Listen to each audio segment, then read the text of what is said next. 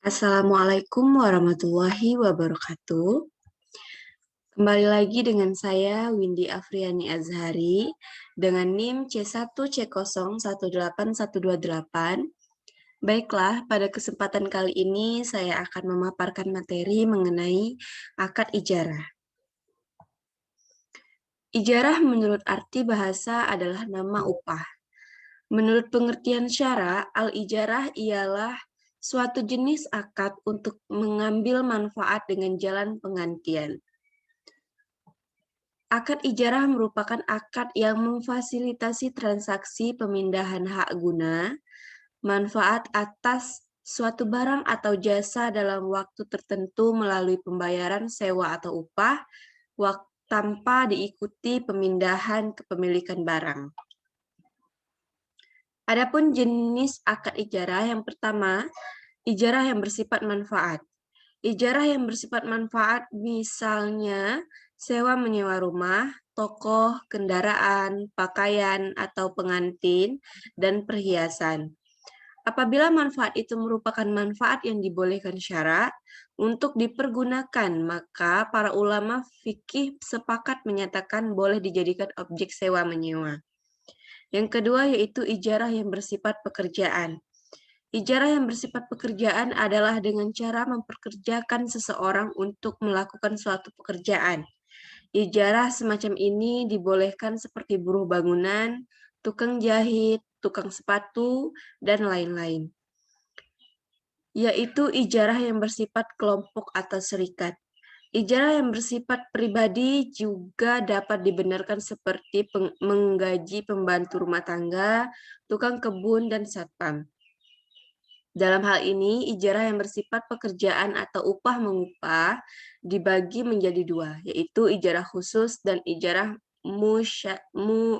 mustarik. Dasar syariahnya yaitu terbagi menjadi tiga. Yang pertama Al-Quran, yang kedua hadis, dan yang ketiga ijma'. Al-Quran yaitu dari surah At-Talaq ayat 6 yang berbunyi, jika mereka telah menyusukan anakmu, maka berilah mereka upah.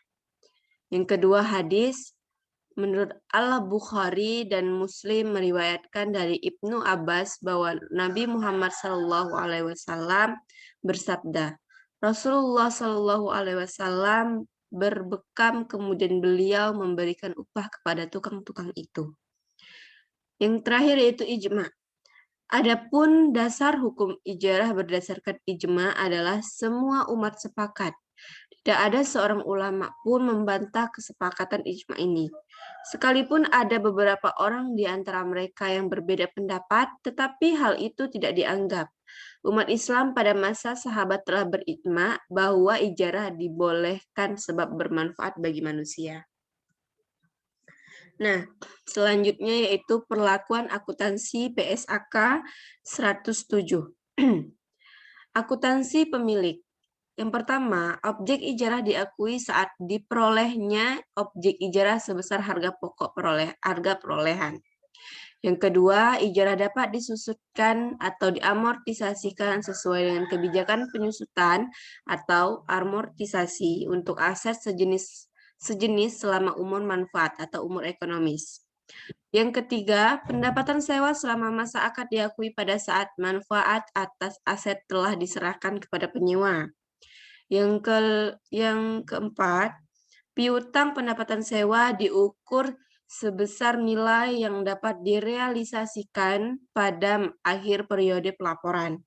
Selanjutnya, pengakuan biaya perbaikan tidak rutin objek ijarah diakui pada saat terjadinya perbaikan, dan jika penyewa melakukan perbaikan rutin objek ijarah dengan persetujuan pemilik, maka biaya tersebut dibebankan kepada pemilik dan diakui sebagai beban pada saat terjadinya.